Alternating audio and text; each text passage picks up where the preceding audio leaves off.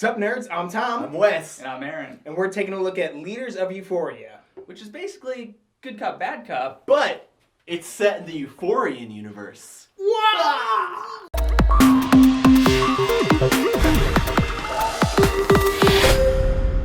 So if you don't know what Leaders of Euphoria is, we actually did a Kickstarter preview video for this game way back when it was on Kickstarter, and I guess I kind of don't recommend you watch that because our video quality was kind of garbage back then, and really I think it's just gotten downhill from then, actually. So in Leaders of Euphoria, you are dealt 3 of these faction cards, which actually kind of tell you what team you're on. You're either on the Subterraneans or the Euphorians, based on the majority of the colors you get. You get 2 of the red or 2 of the blue.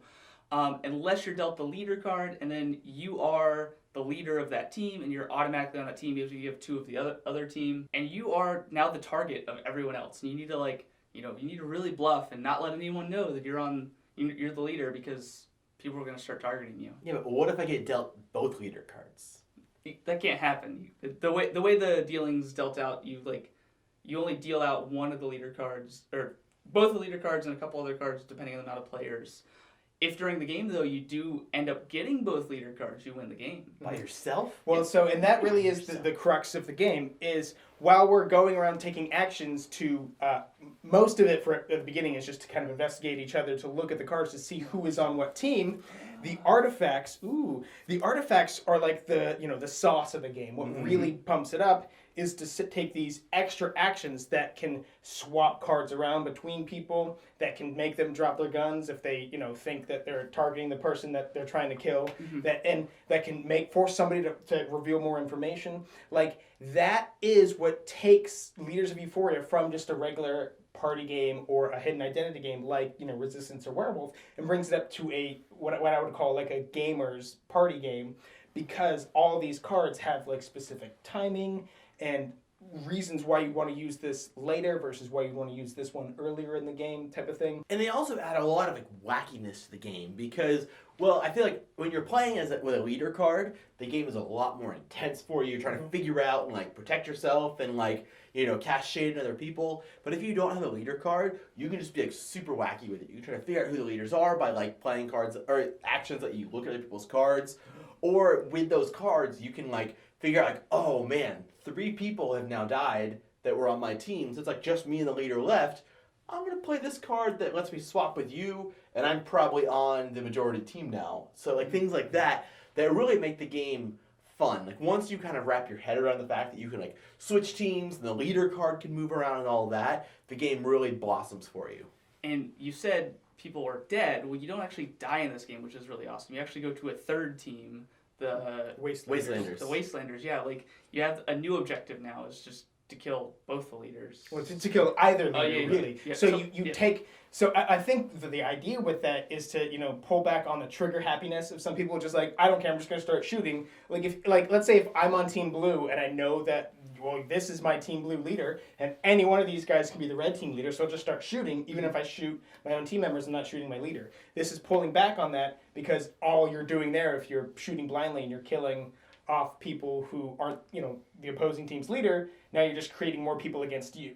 And that is besides theme, that is the biggest difference between this game and Good Cop, Bad Cop.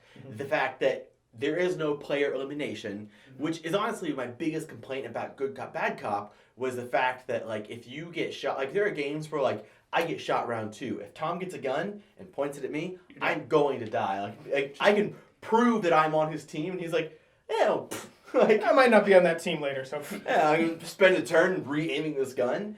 So in this game, like Tom said, it eliminates that trigger happiness, but it also eliminates you getting killed off really early and then just sitting there tweeting on your phone or whatever people do on their phones nowadays. So, Happy Birds, Angry Birds. Happy Birds. Whining.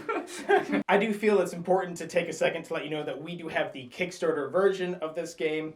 The regular game comes in a box a lot, more similar to the Good Cop, Bad Cop box, but I do believe you can still get these big guns. The deluxe guns. The deluxe guns, yeah, they do really help with that. Look at these things. Instead of just having a standee, which the other one comes with, I don't think these are perfect. I think they could be. The biggest thing is the fact that they're not weighted well in the bottoms, that they're easy to tip over, but they are streets ahead of the standees. Like, Yeah. you definitely want these things. But Brian actually brought that up during the Kickstarter. He had like a whole thing talking about, how they were going to make these and if they were going to add weight to the bottom of them, but they would just be too expensive to ship if they were that much heavier. But there is a little hole in the bottom here, and I'm really thinking you could probably throw some glue in there or something. You can fill it with sand and then fill it with sand and then seal expand it it up. putty.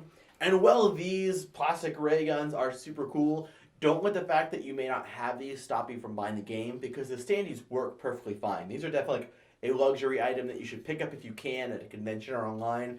But if you can't, don't worry about it. Still a great game. Yeah, like these, and again, these aren't the difference in between like a cardboard standee and a mini for like a Descent style game, right? Like you use that piece all the time, Yeah. and it adds to the theme. Well, okay, this does add to the theme, but these are just sitting in the middle of the table, and see it just Pointing fell at there. someone. Yeah, and then you just grab it to point it at somebody, and then you lose it, and it goes back. Like it's just a point at mechanism. So Yeah. it's not like, again, think about it, the idea of using a token versus a mini in Descent greatly changes. It's used a lot more. It's looked at a lot more. It's a much more integral part. This is mostly just a side thing that you just. It's like Imperial Assault, where you do get tokens that you can upgrade to minis with the expansions, but you don't have to. The game plays wonderfully without them. I would even argue and say that this is even less integral than that. Even so. I would say it's a lot like I can't think of anything. Since this is the follow-up to Good Cop, Bad Cop, they've had a little bit of time to iron out a little bit of the kinks by adding, the no player elimination and, just adding little things here and there that just make this game better to me. And that's why I really like it. Like, Good Cop, Bad Cop was cool. Like, I only played it really actually one time before I actually played this. And once I played this, I was like, I don't think I'm ever going to go back to Good Cop, Bad Cop. Like, it has so much more. And, like, I already like the Euphoria universe. Like, so it's just a no-brainer for me. I'm like, yeah, I like this version better. And that's kind of how I look at it. It's kind of like version 2.0. Like, this is the upgraded version, but they also they changed the Skin? Yeah, they changed the skin on it, and they also changed the rules to make it a little better. Like Aaron said, obviously since this is the second iteration of the game, then the game itself is pretty good. It was good enough to warrant reprinting it and retheming it, and I do really like the Good Cop, Bad Cop type of style. I consider it to be the gamer's party game, right? I've played Good Cop, Bad Cop an awful lot. When I saw that this was coming out, I was like, oh, well, obviously. So, needless to say, I like this game, but I'm going to take an opposite stance from Aaron and say that I actually thought that the original Good Cop, Bad Cop was a little bit better for a couple small reasons. One reason that Good Cop, Bad Cop has a leg up is obviously no fault of Leaders of Euphoria. It's that Good Cop, Bad Cop right now has some expansions out there, so there's just more content for it. Obviously, Leaders of Euphoria, they can come up with expansions, so that's kind of a non-issue. I do actually like the theming of Good Cop, Bad Cop a little bit better because it's a bit more universal to the people who can sit down. Like, it's a little bit darker, but more people understand the idea of a crooked cop than for me to try to... Not everybody, is familiar with the Euphoria universe to some degree. But probably the biggest reason, the two biggest reasons why I liked Good Cop, Bad Cop better was I actually liked the player elimination in Good Cop, Bad Cop because it made games go faster.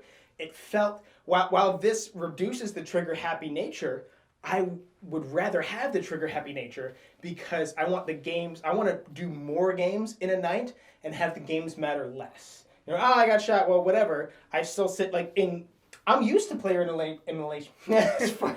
I'm used to player elimination in these type of social games like Werewolf because that way when you're eliminated, you just sit there and at least you get to watch the game unfold and it's still kind of fun. But it makes the game shorter that you just go through 10 in a night, and where this, I'm a lot more worried. It's more tense, but I'd rather it be a little bit goofier, which leads into the number one reason why I think Good Cop, Bad Cop is a little bit better, is that I think the artifacts, which in Good Cop, Bad Cop are called equipment, are a little bit better in that game. In this game, because it's trying to curtail you from, being trigger happy, it pulls back on the wackiness just a little bit. And I feel like since that's really the sauce of the game, that's where most of the interesting aspects of the gameplay come from. Good Cop, Bad Cop did it a little bit better. Now that's not to say that I don't think you can own both versions. I own both versions, and it really just depends on the type of mood that you're going to be in.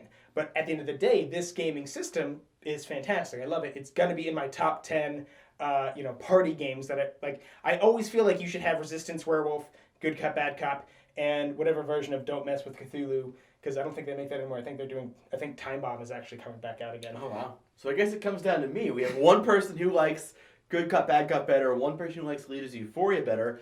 Obviously, we all think that you should have a version of this game, but which is it gonna be for me? Which does Wesley think is better? Take away the ray guns, and which one do you still want? So with the ray guns and without them, I'm gonna go ahead and go Leaders Euphoria. Like Tom said, Good Cop, Bad Cop is great. I do think that the expansions definitely give it a leg up, that hopefully this game also gets some expansions, changes something up, maybe a way to like resurrect somebody from the Wastelanders back alive again. I think that you could honestly play this game from the get-go being like, how can I die and like win as a Wastelander? Because I do think that once the Wastelanders have like a big team, there's no stopping them really. Once there's one Wastelander, you're kind of like, oh well, now that person's gonna be like, just come on, guys. And it does die. put a timer on the game, and I think that the lack of player elimination definitely brings this one up for me, because I have played games of Werewolf where I get killed off like night one, and we've had games of Werewolf with 40 people that literally go for like an hour. So that's an hour of me just sitting there waiting for a game to end. I think that might be why we differ, because I'm so used to not only playing, I'm used to playing Werewolf, I'm used to running Werewolf. So I'm used to not interacting and just enjoying seeing these people like, oh, I know what's going on and you don't, But I guess in Good Cop, Bad Cop, just because I'm dead doesn't mean I get to go look at everybody's cards. Yeah. That's true. And I think that, like you were saying, you'd rather play a bunch of rounds that don't matter as much than a couple. I don't want to play a game night of any version of this. I think that this is a good like filler, end of the night, beginning of the night, waiting for people to show up. It's a solid game, don't get me wrong, but it's one of those party games I don't want to base mine around, like play casually or play before you play something. Either way, I definitely think you should pick up a version of this game, so we're going to have purchase links to both of them down below. And while you're down there, don't forget to subscribe. So you'll never be bored. Why'd I do this when there are actual guns here?